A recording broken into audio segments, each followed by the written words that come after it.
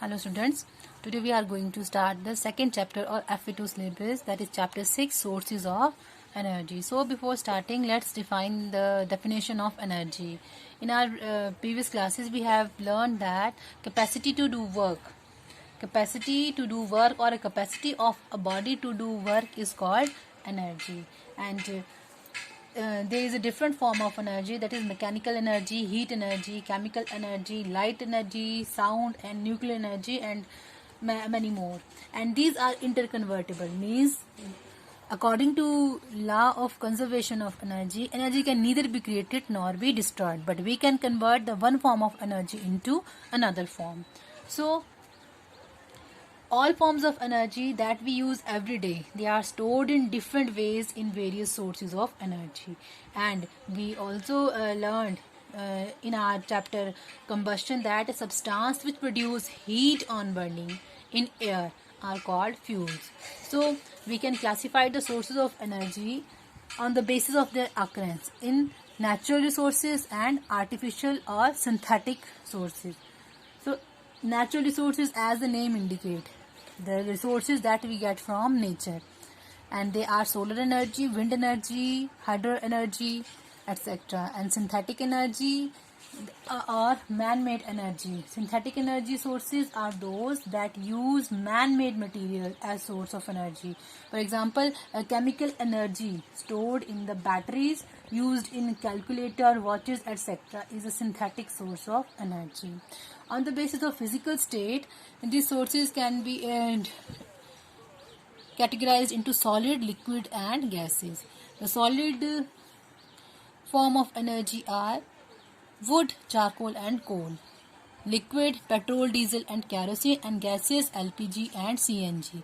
The full form of the LPG is liquefied petroleum gas. When gases are highly pressurized, so under high pressure they get liquefied, and that is why and they are easy to store in a cylinder, and it is generally or commonly used in our kitchen to cook the food. And the second one is compressed natural gas, CNG, that is used in the automobiles, and these are the gaseous fuel, and we know that they are the cleaner fuel because they do not leave any residue behind after burning. Now on the basis of availability, these resources are further divided into renewable or non-renewable sources of energy. Renewable sources of energy is a natural resource that can replenish itself naturally over a short period of time. For example, wind, sun, biomass. Biomass is the energy that we get, the sources of energy that we get from plants, and hydropower that we get from water. These all are the renewable sources of energy, and these are inexhaustible sources of energy. And the second one is non-renewable sources of energy. Non-renewable sources of energy are those resources that are present in limited quantity in nature, and they can be exhausted by human activities. If we use them in large amount, they will be exhausted easily. Example of these resources are forest, wildlife, minerals, coal, petroleum and natural gas. These all are the non-renewable sources of energy. Now we will discuss the fossil fuel. So before starting the fossil fuel, we must know about the definition of the fossil as well as the fuel. So the fuel, we know that material which are burnt to produce heat energy, material which are burnt in air to produce heat energy are known as fuels. Whereas the fossils, that are also known as in Hindi avshesh, the dead remains of the plants and animals buried under the earth are called fossils. And fuels like coal, petroleum and natural gas are formed from the dead remains of plants and animals buried under the earth millions of years ago. So they are known as a fossil fuel. The question arises, why coal, petroleum and natural gas are known as fossil fuel? Then you can write this answer.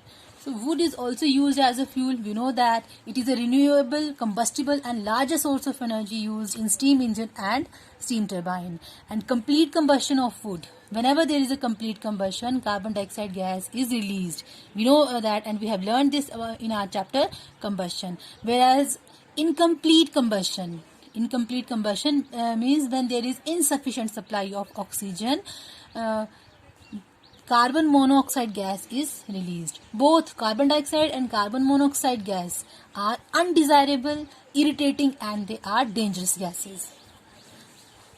Coal, it is a fossil fuel and it is black, hard and combustible substance.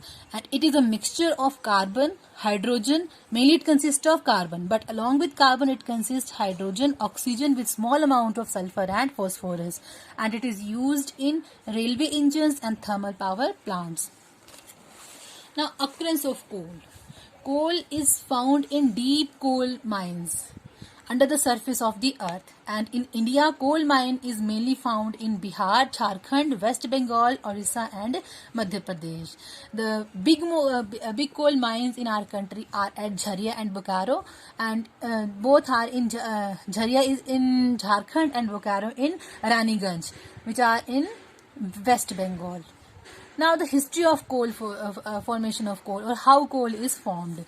It is estimated that about 300 million years ago, the earth had dense forest in low-lying wetland areas, and due to natural processes like earthquake, flooding and volcanic eruption, these forests were buried deep under the surface. As more soil deposited over them, they were compressed, and the temperature also rose as they sank deeper and deeper under high temperature and pressure.